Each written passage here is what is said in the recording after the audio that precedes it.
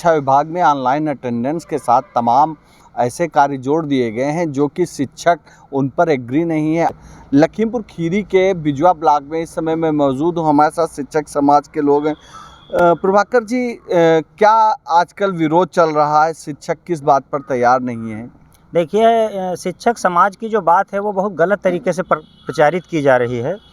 शिक्षक समाज हमारा ऑनलाइन अटेंडेंस का या ऑनलाइन कोई भी डॉक्यूमेंट करने के लिए वो पीछे नहीं है।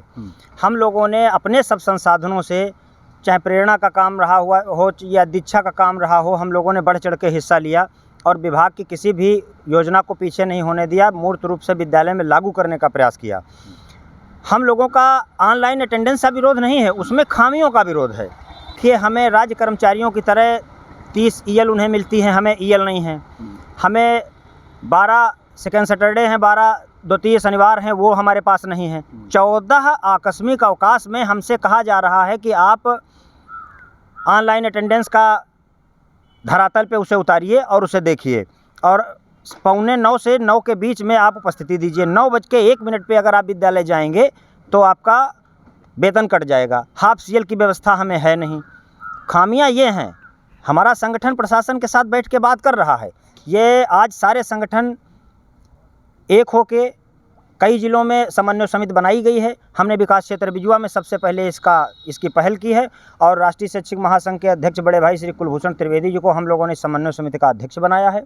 और हम सब लोग अध्यापकों को ये समझाने का प्रयास कर रहे हैं कि शासन की जो अच्छी नीतियां हैं हम लोग उसे लागू करेंगे, क्योंकि किसी भी रूप में बच्चों का हित प्रभावित नहीं हम लोग होने देंगे। उनके शिक्षण कार्य में किसी प्रकार की कोई कमी नहीं आने देंगे। लेकिन इसके साथ में संगठन का पदाधिकारी होने के नाते जो गलत नीतियां होंगी सरकार का, उसको विरोध करेंगे।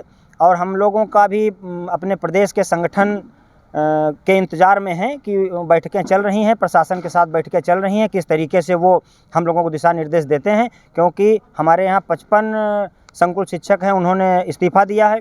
उसके बाद में हम लोग इंचार्ज प्रधानाध्यापक और भी कई ऐसे दायित्व हैं, बीएलओ हैं और बहुत ऐसे काम हम लोग कर रहे हैं। उन पर भी धीरे धीरे हम लोग छोड़ना शुरू करेंगे, लेकिन ऐसे नहीं, शासन के साथ बात करके।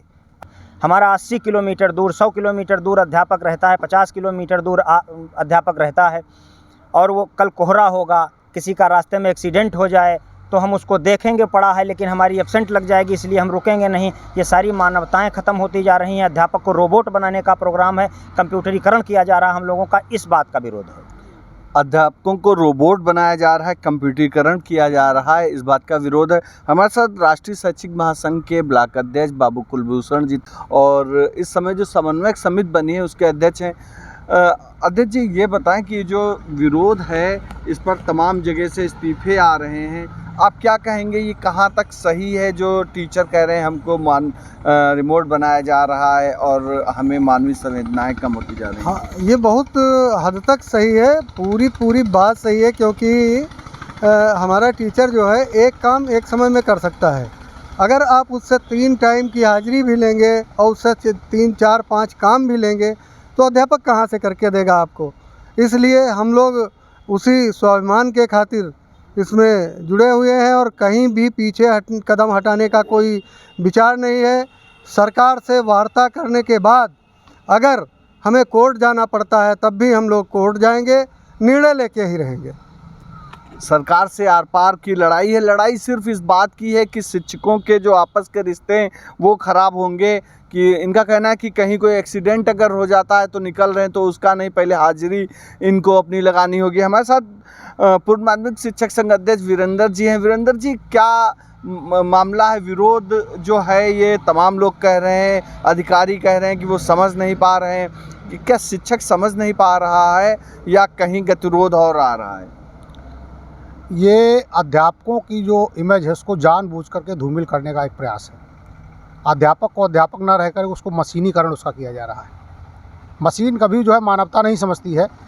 70-70 किलोमीटर लोग नदी पार करके, नाव पार करके विद्यालय जाते हैं। लोग 70-70 किलोमीटर जंगल के अंदर विद्यालय जाते हैं। 60-60, 70-70, 80-80 किलोमीटर इस कोहरे, घने कोहरे में जाकर के जो है उन अधिकारियों को एक बार विद्यालय अपने जाकर के देखना चाहिए कि ज़मीन की हकीकत क्या है। अध्यापक पढ़ने जाता है, लकड़ी लेता है, फल लेता है, दूध लेता है, सामान लेता है, ये सब कौन लेकर के आएगा? कौन सी ऐसी दुकान है जो 9 बजे से पहले खुलेगी? और ऐसे कितने विद्यालय जहाँ पे इन सब चीज़ों की दुकानें हैं। 1% विद्यालय ऐसे नहीं है जहाँ पे सारा सामान मिल जाता हो, 99% उनसे बाहर है। और ऐसा कौन सा शहर है जहाँ पे जो आदमी विद्यालय 7 बजे घर से निकलेगा और 7 बजे दुकान खुली मिलेगी।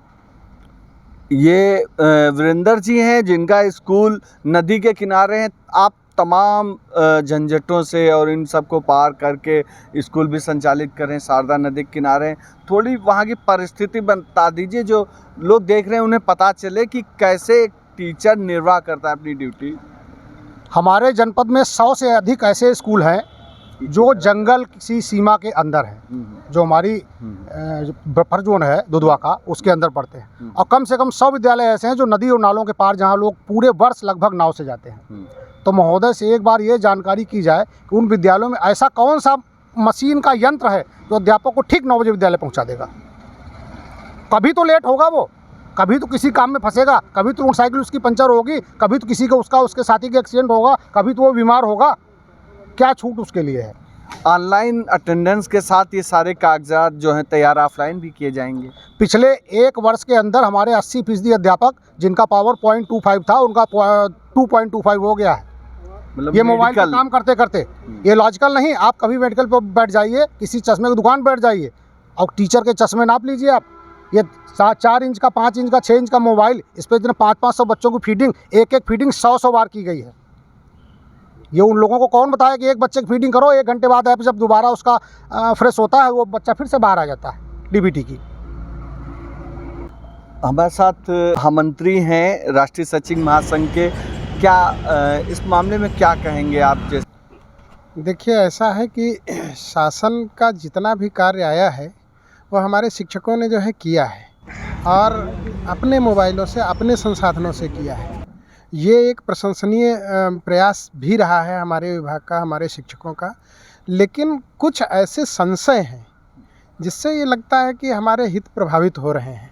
जब तक उन संशय को जो है दूर नहीं किया जाएगा तब तक ये विरोध चलता रहेगा। और रही बात जो है बाघ की, तो ये आप जानते हैं कि यहाँ पर जो है बफर जोन है, बाघ जो है निकलते रहते हैं। हमारे कई शिक्षक ऐसे हैं जो कांप में जाते हैं, जंगल को पार करके जाते हैं, वहाँ पर नेटवर्क नहीं है।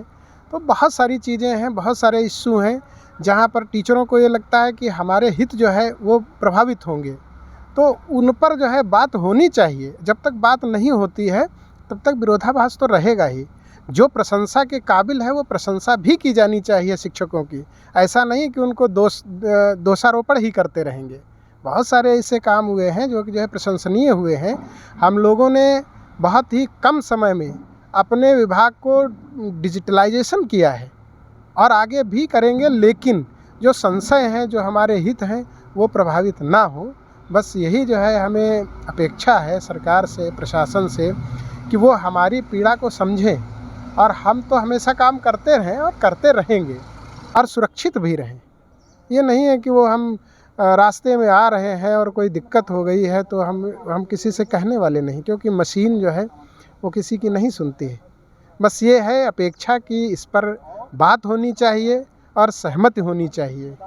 हम लोग जो है सिपाही हैं, इस विभाग को आगे ले जाने के लिए, गुणवत्ता देने के लिए कटिबद्ध हैं, करेंगे, लेकिन एक समस्याओं के समाधान के साथ में।